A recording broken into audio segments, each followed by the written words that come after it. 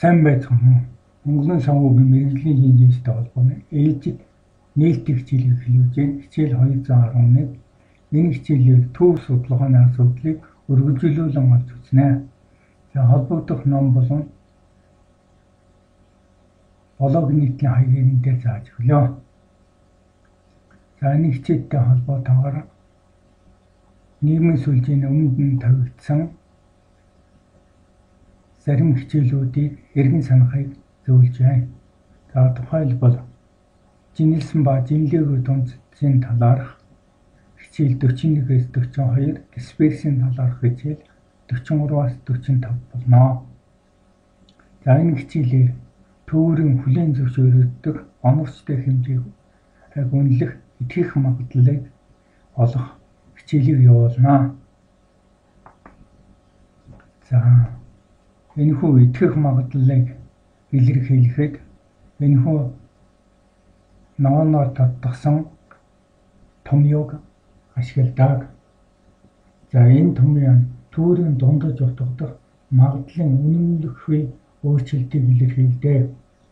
За энэхүү өөрчлөлт нь нийт дүндх магадлалын үнэмлэхүй өөрчлөлтөөс хэлбэлзэх зөрүү нь өгөгдсөн эерэг тоо дельтагаас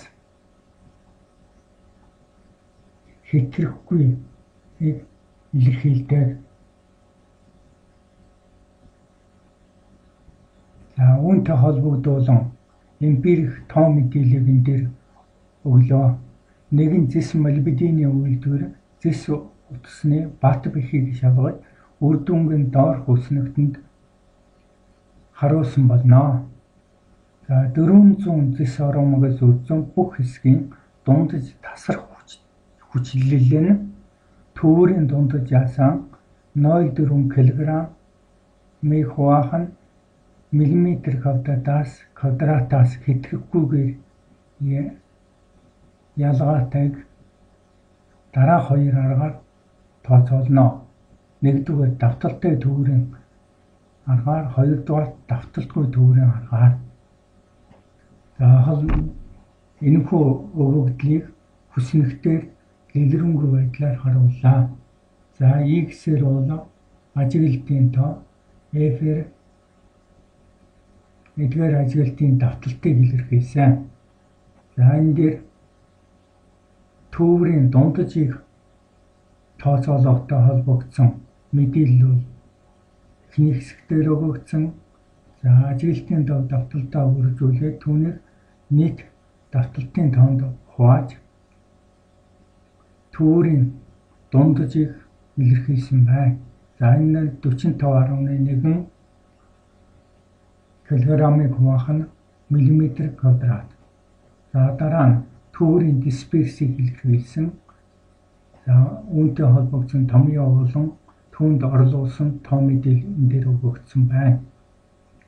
За дисперсийг тооцоолохын тулд хамгийн сүүлийн хүснэгт дээрх багнаарх тооцооллын хөлийн дүн 475-ыг нийт давталтын тоонд хувааж 4/175 гаргасан байна.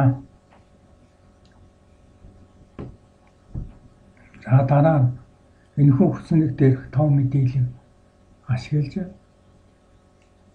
за эхний ээлжинд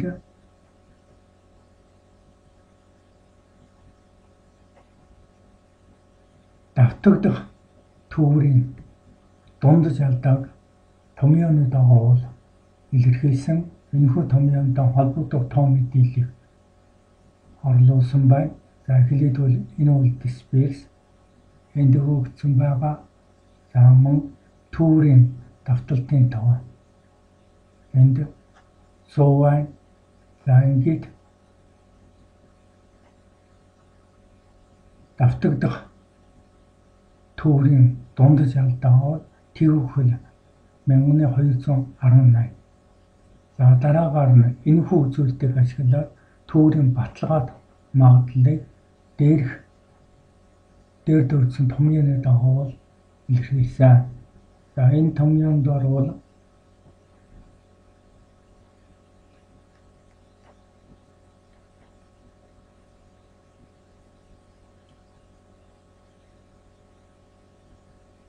төвөрийн дундаж өөрчлөлт нь өгөгдсөн эерэг тоо 0.4-өөс хэтрэхгүй магадлалыг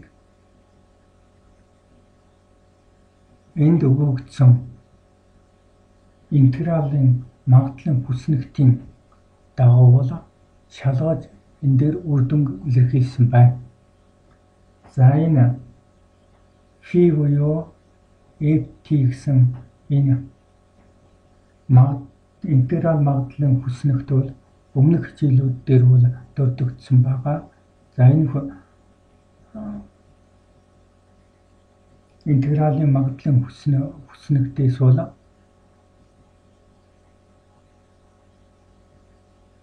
энэ тоог бол олж түүний дагуу бол энэ төвөрийн баталгаат магадлалыг илэрхийлнэ. За энэ хүснэгтийн хувьд бол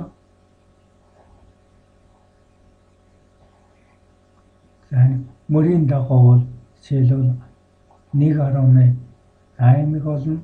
За харин энэ багны дагуу бол 100-ны нэгж нь бол байдаг. За энэ дээр бол 3 гэсэн өөрөөр хэлбэл 35-ыг бол гарна. За эдгээрийн огтлцол доор бол тэгвэл 93-34 гэсэн тоо гарч ирнэ. За энэ бол төвөрийн баталгаат магадлал бол 93.3% байна гэдгийг бол илэрхийлж байна гэсэн юм аа.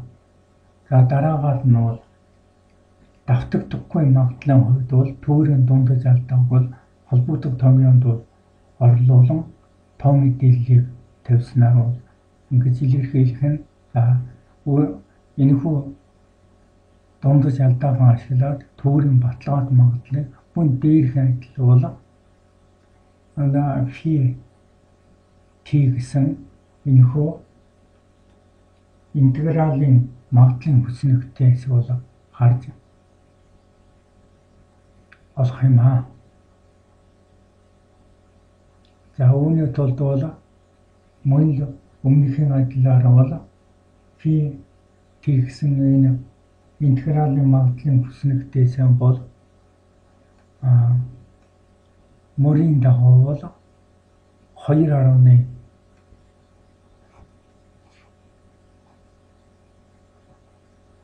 нэгийг олно.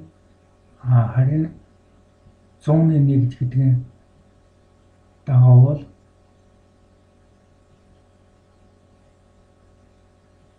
нэгийг олох юм. За эдгээрийн огтлцол доор бол энэ таврах юм аа.